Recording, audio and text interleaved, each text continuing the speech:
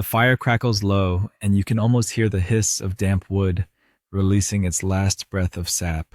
The night smells of moss, cold stone, and something sharp, herbs ground into a paste. You're not watching a movie.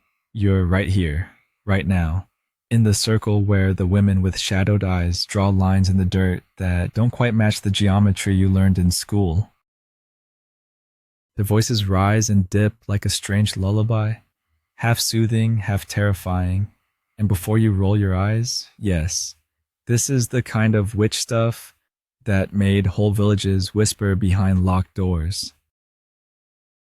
Like what you're seeing? Hit like, subscribe, and share your thoughts in the comments. I'm always reading them. The circle expands as more figures shuffle in, cloaks rustle, hems pick up mud, and lantern light.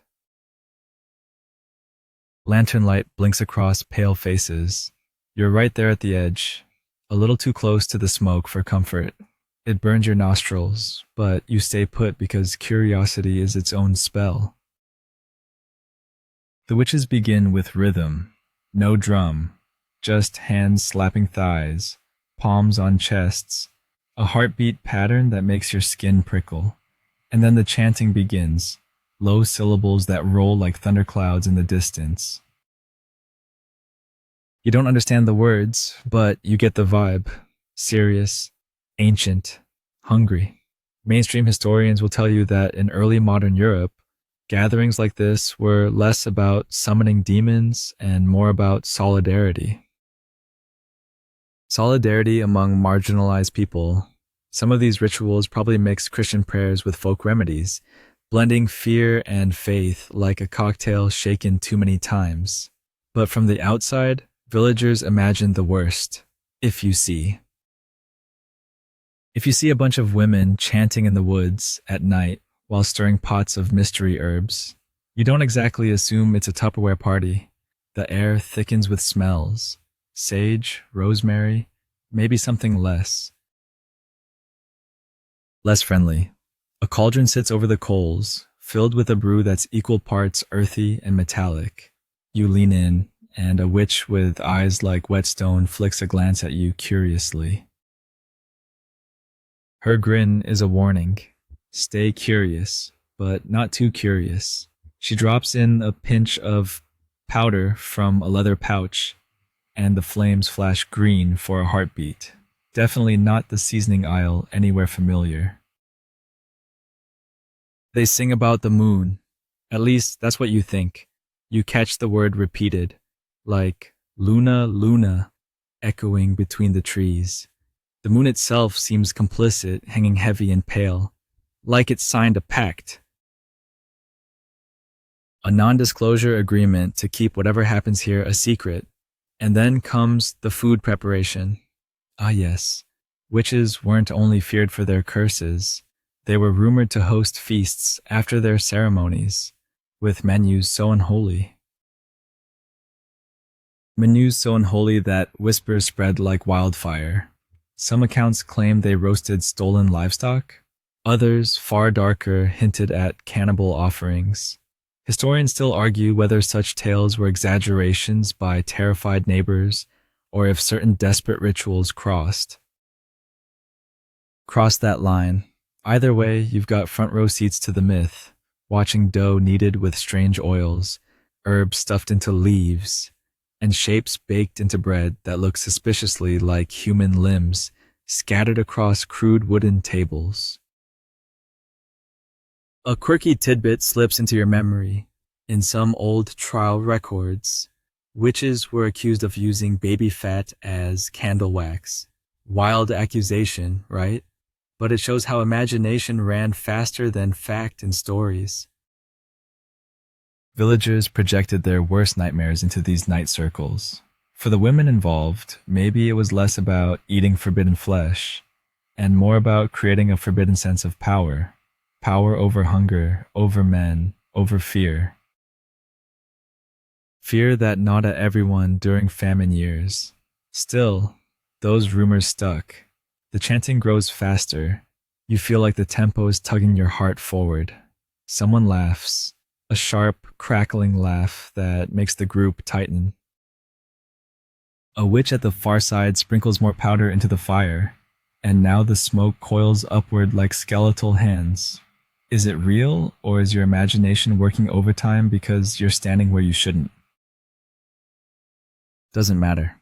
The vibe is full tilt spooky. One woman steps forward with a bowl. It's steaming, thick, and oddly sweet smelling, like burnt sugar mixed with iron. She offers it around, each witch smearing concoction across lips. You flinch, expecting the taste to be revolting, but their expressions melt into serene smiles. Some accounts say these pastes contained hallucinogens, henbane, belladonna, or mandrake, plants that could push the mind into visions. Imagine microdosing, but spookier. Microdosing, but in a forest with zero disclaimers. You glance back toward the path, considering whether to bolt, when suddenly the rhythm stops. Silence. Just your breathing and the distant call of an owl mocking. Mocking you for staying. One witch raises her hands, fingers crooked, and whispers something that makes the air feel heavier. They begin to sway side to side, bodies casting long shadows that touch your boots silently. And that's when the offering arrives. Not human, relax, but a goat, tethered and bleeding, dragged into the circle. Your stomach twists as you realize what's next. Some traditions saw animal sacrifice as a way of sealing a pact with forces beyond. The group moves like a single organism, surrounding the goat, chanting louder, smoke pouring thicker. The tension ratchets up like a horror soundtrack you can't pause, heart pounding with dread. The moment hangs. Your mind races with every folktale you've ever heard about witches making stews of flesh, about Sabbats where children were supposedly roasted like chickens. You half laugh, half cringe. It's absurd, but chilling all the same. And here's the kicker. Historians still argue whether actual cannibalistic feasts ever occurred, or if they were pure propaganda to demonize women who dared to gather without permission. Maybe the truth is less about flesh and more about devouring fear, feasting on control, savoring secrecy. The witches start to dance now, their cloaks whipping, their feet stamping in time with the chant. The smoke stings your eyes. The cauldron bubbles over thickly. For a moment, you think you see shapes in the steam, faces, twisted and hungry. Or maybe it's just your brain making Rorschach tests out of panic. Either way, you're pulled deeper into the rhythm immediately. Caught in the swirl of shadow, scent, and song. And as the goat's cries fade, the circle tightens around the cauldron. Wooden spoons stir thick, dark broth. Bowls are ladled out as supper or spell work. You're not sure if you're witnessing supper or spell work, or maybe both at once. The first sip is taken, and the others follow, lips smacking, eyes half closed. It's communion, but not the Sunday kind. It's communion. Communion with something raw, something ancient, something that leaves you wondering just what's being fed, their stomachs, their power, or their legends. The bowls pass hand to hand, steam curling upward like it's carrying secrets skyward. You hold your breath, half hoping they don't notice you hovering just beyond the edge of the firelight. Nervous, but curious. But of course they do. Witches always notice.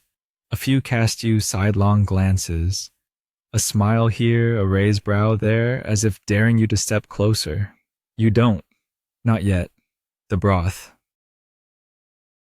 The broth drips from wooden spoons, glistening with fat, and the slurping sound is weirdly amplified in the hush.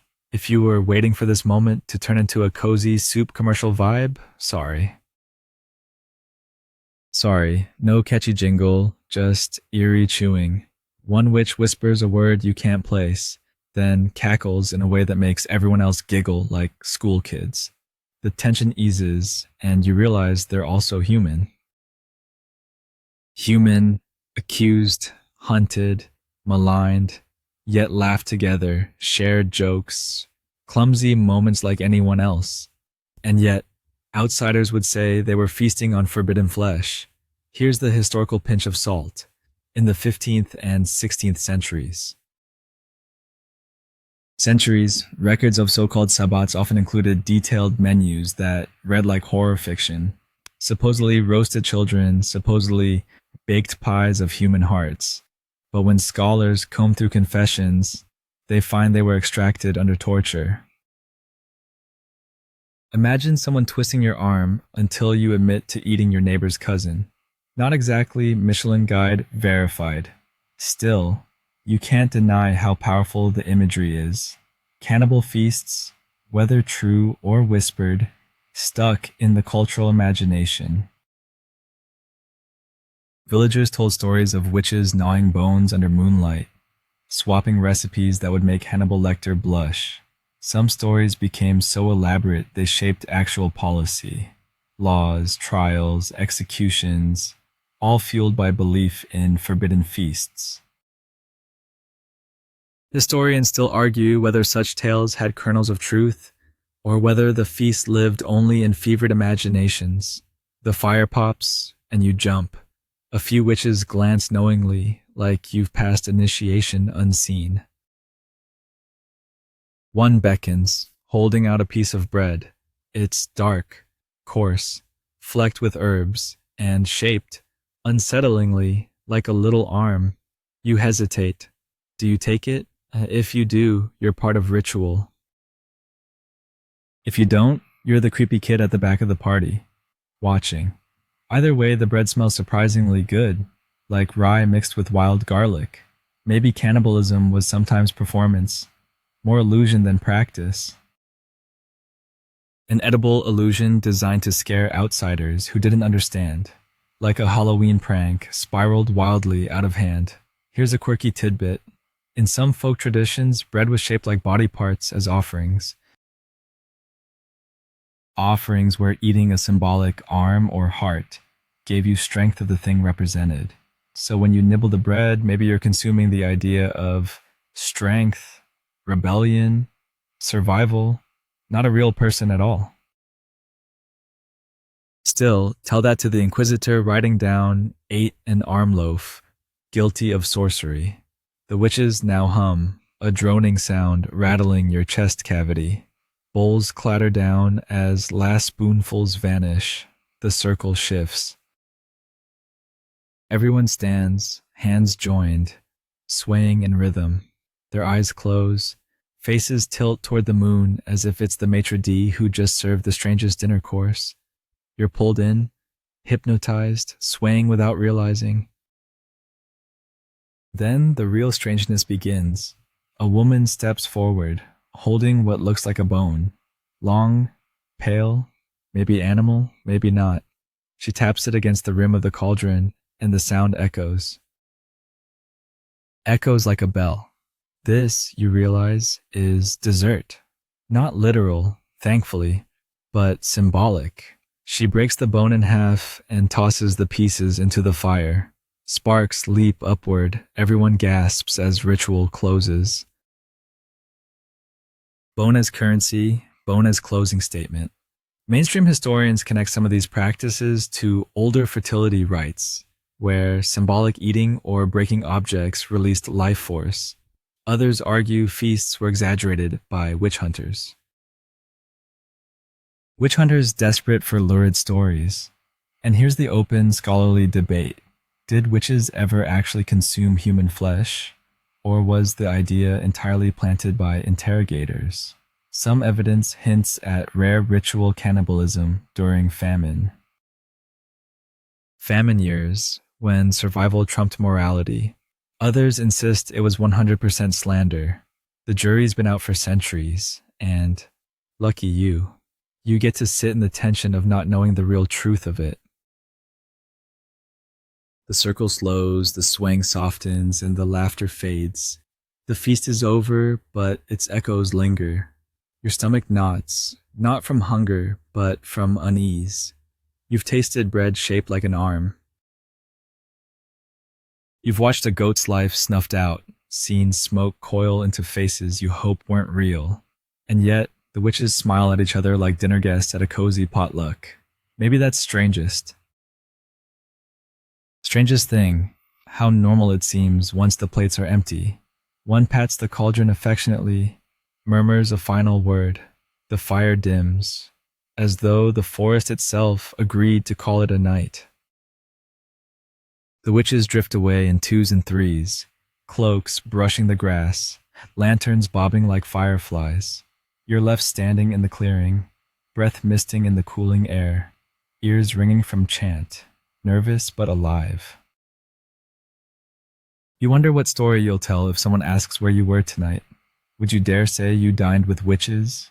Joined their banquet of shadows? Probably not. You'd be burned before dessert, instantly condemned. But inside you carry it. The rhythm of their voices, the taste of that bread, the shimmer of smoke. You realize the line between horror story and lived ritual is thinner than parchment, and maybe cannibal feasts happened, maybe not. What matters is how they shaped imagination, how they fed fear and fascination equally. And here's the quiet punchline. The witches vanish into history, but their supposed suppers remain. Suppers remembered forever. Honestly, if you're going to be misrepresented, at least get a reputation for throwing unforgettable dinner parties. The clearing grows silent. Just crickets now, and the faint rustle of leaves. You breathe out, long and slow, letting the tension drip away. The moonlight softens, the smoke clears, and your heartbeat finally stops racing. You survived the dark ritual and the feast that followed fully. Whatever happened here, real or imagined, stays sealed in the soil, in the trees, in the stories whispered by firelight. Thank you for listening. I'll stop here. I'll leave you here, in the quiet woods, where the echoes of feast and laughter fade into nothing more than a sigh. We're always saying goodbye.